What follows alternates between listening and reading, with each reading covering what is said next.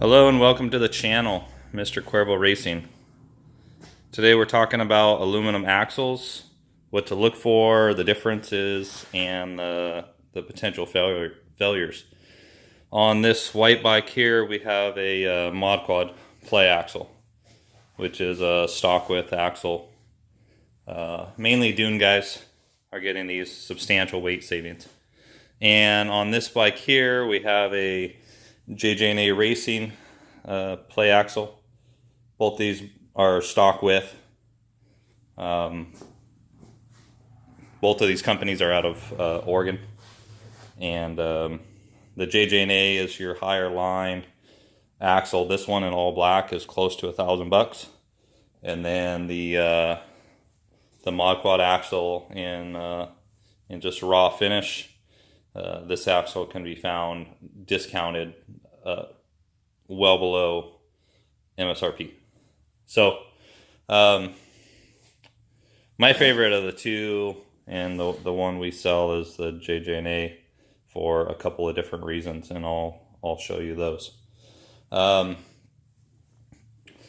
we're going to talk about let's talk about this sprocket hub. So you got a 2-pinch bolt style sprocket hub.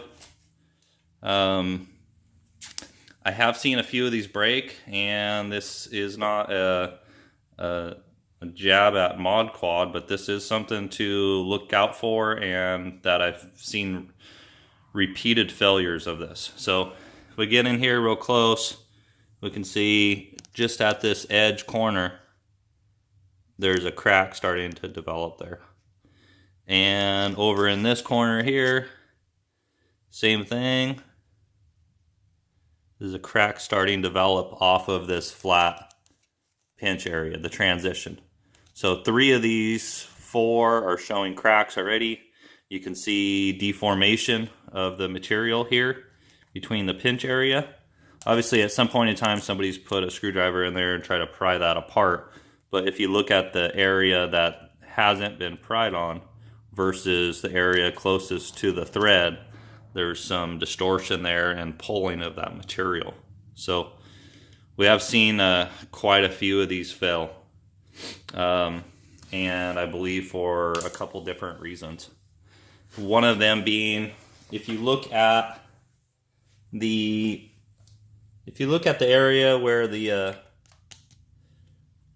slip is, and then you look where the key is, they are directly offset from each other. That makes a weak link straight through the center line there. If we go and we look at the JJ&A one, let's see, you can't see it there, but the pinch to where the key is.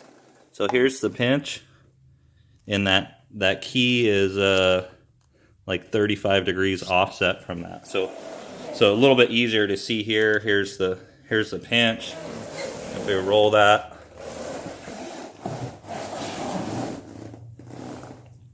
this black axle is too hard to see anything. Okay, there it is. So there's your key, and then the pinch is about 35 degrees or so from that.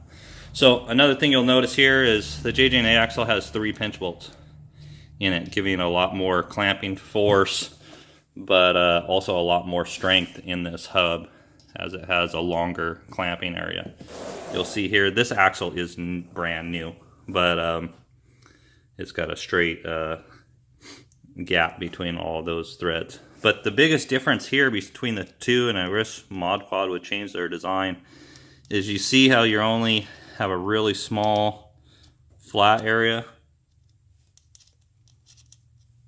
and then the rest of this material goes all the way around that bolt, as well as the distance between this flat clamping area and the machined gap there. I'll go back and look at the other one so you can see that difference. So on this axle here, this width from the groove to the flat clamping area is substantially less, and I believe that's a lot of the issue why these are pulling out.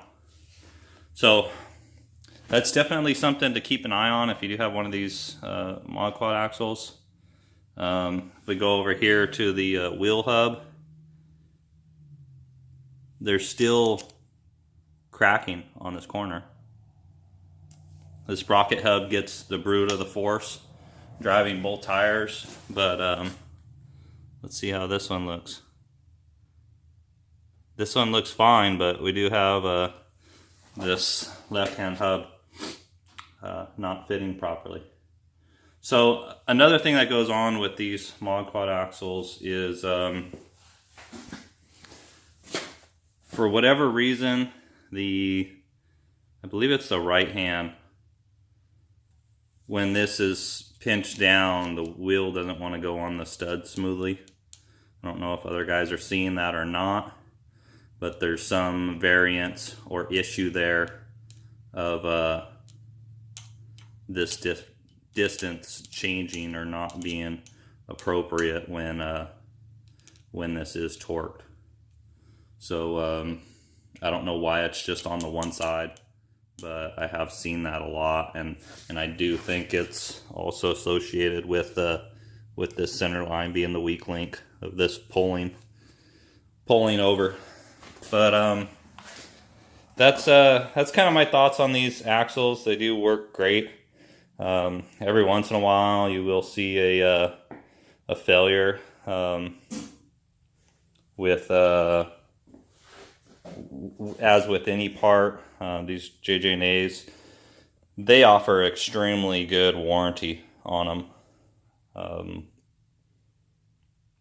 I've seen guys have axles that are 10 years old, and they have whatever their failure may be, and they'll send them in, and no questions asked, they'll get them replaced. On the Modquad, the guys with issues with those, they're hard pressed to even get a sprocket hub out of them when they're having issues with that. So most of those guys end up throwing that axle away and buying a JJ&A, unfortunately. So Modquad, if you're listening, I'm sure you know that this is going on and guys are not happy, but if you don't, it's time to step it up.